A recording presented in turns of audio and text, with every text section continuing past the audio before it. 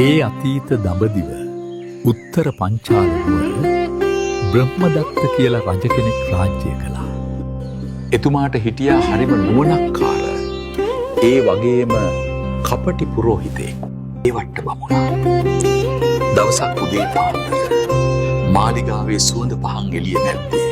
එන් මල් වලින් සරසපු සිරියහන දිහා බලාගෙන කේවට්ටයා මෙහිම කල්පනා කළා.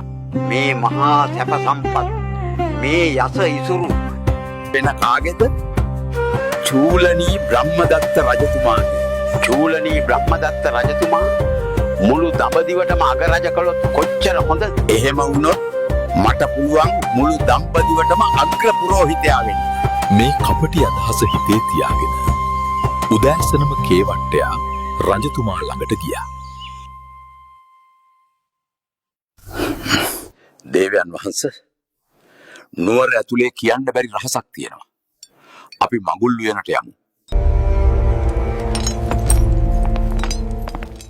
යහපති.